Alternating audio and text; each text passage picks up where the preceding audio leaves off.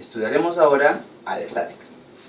Gracias a la estática nosotros podremos conocer cuáles son las condiciones que tiene que cumplir un cuerpo o un sistema para permanecer en equilibrio o reposo. El profe.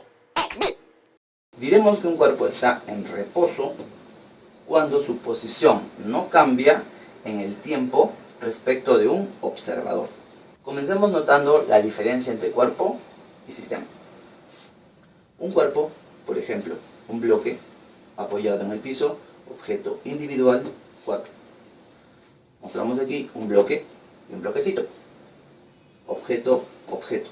Dos objetos mínimamente conforman un sistema. Aquí decimos que hay un contacto entre los cuerpos.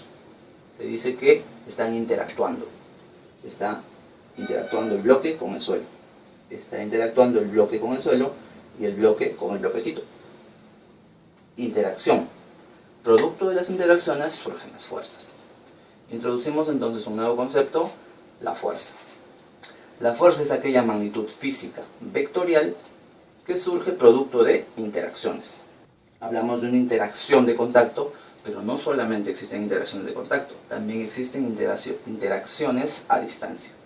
El ejemplo más típico de una interacción a distancia es entre el Sol y la Tierra. La interacción que existe, por ejemplo, entre el Sol y la Tierra, o también entre la Tierra y la Luna. Un ejemplo más también acerca de una interacción a distancia es, por ejemplo, alguno de ustedes ha tenido la oportunidad de jugar con un par de imanes y cuando están dispuestos de una forma, estos se atraen y si cambia la disposición de ellos, hay un rechazo, no se pueden juntar. Existe una fuerza ahí que impide que estos se junten, entonces hay un rechazo, una repulsión, hay una interacción a distancia. Este es un ejemplo de interacción a distancia, ¿correcto? Hablemos ahora del principio de acción y reacción que corresponde a la tercera ley de Newton. ¿Qué nos dice este principio? Nos dice que si nosotros aplicamos una fuerza de acción sobre un cuerpo, obtendremos una fuerza de reacción del cuerpo sobre el objeto que lo aplica, del mismo valor pero en sentido contrario. Un ejemplo que muestro a continuación es cuando damos un golpe a un saco de boxear.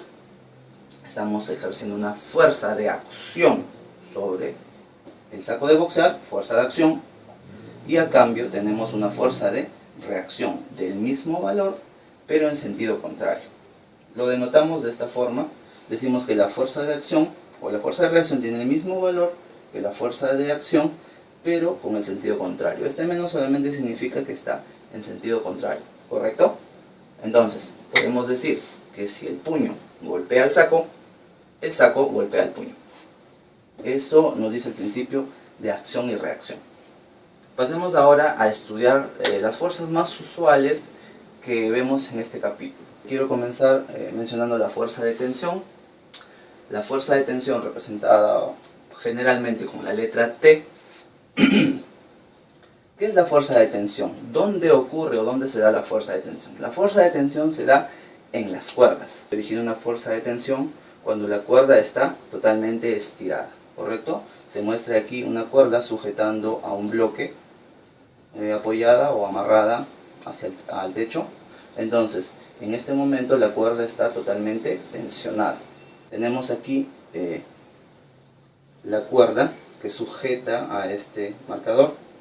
La cuerda está totalmente estirada. Entonces nosotros tenemos que averiguar o tratar de entender qué está pasando en cada punto de la cuerda. ¿Qué está pasando en cada punto de la cuerda? Entonces, para eso tenemos que representar o realizar una separación imaginaria. ¿Cómo lo hacemos? Imaginemos que nosotros hacemos un corte aquí, cortamos la cuerda. ¿Qué pasa en ese punto de corte? ¿Qué es lo que sucede? ¿Qué es lo que sucede? Es que si cortamos, evidentemente, este bloque va a caer. Ups, se cayó. ¿Qué sucedió? ¿Qué es lo que pasó? Al cortar la cuerda, notamos que en este punto de corte, si hacemos una separación imaginaria, en este punto de corte, todo lo que estaba debajo estaba como jalando a esta parte, ¿correcto? Y esta otra parte impedía que este bloque caiga.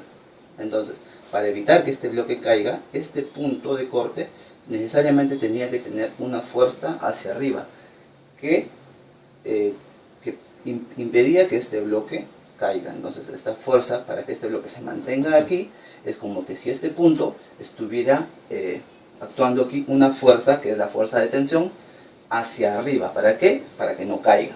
Finalmente, por el principio de acción y reacción, si aquí, en este punto de corte, hay una fuerza hacia arriba, como he hecho una separación imaginaria del punto de corte, existe una reacción. Si esta es la fuerza de acción, esta será la fuerza de reacción, que tiene el mismo valor, el mismo módulo, pero la dirección es contraria.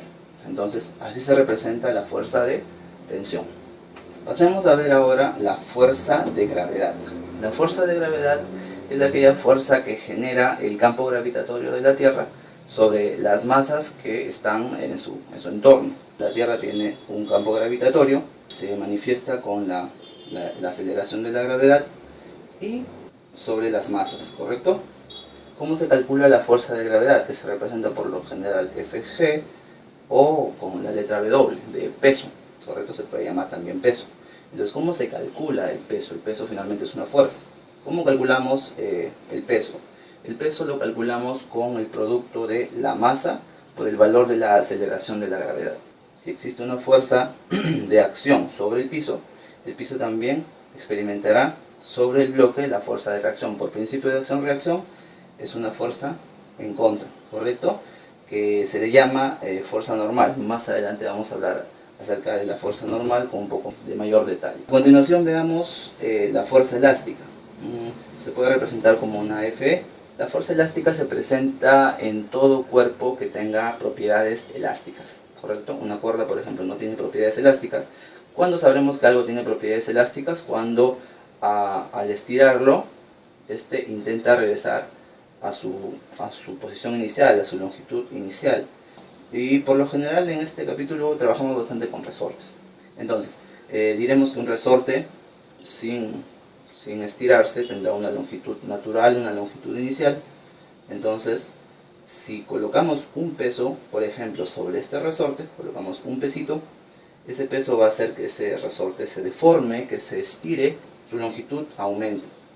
Entonces está habiendo una deformación. La deformación es finalmente la diferencia entre la longitud final y la longitud inicial que tiene el resorte. Todo resorte tiene una característica que está representada con la constante K, que es la constante de rigidez de este resorte. ¿Y cómo calcularé la fuerza elástica? La fuerza elástica la calcularé como el valor de la constante de rigidez por la deformación. Multiplicamos la constante de rigidez por la deformación y tenemos la fuerza elástica. Ahora, ¿cómo se manifiesta? ¿Cómo es? ¿Hacia dónde es? ¿Qué es lo que pasa, por ejemplo, en este resorte? Este resorte tiene una longitud natural y cuando se le somete a un peso, se estira, pero el resorte no quiere estar estirado, entonces el resorte quiere regresar a su posición natural. Como quiere regresar a su posición natural, entonces, ¿qué está haciendo sobre este peso? Está ejerciendo una fuerza hacia arriba, porque el resorte quiere regresar a su posición natural. Eso quiere decir que si en vez de estirarlo yo al resorte lo contraigo, el resorte va a hacer todo lo posible por regresar a su posición natural. Entonces, en este caso de una compresión, la fuerza iría en sentido contrario, ¿correcto? Entonces, esta es la fuerza elástica.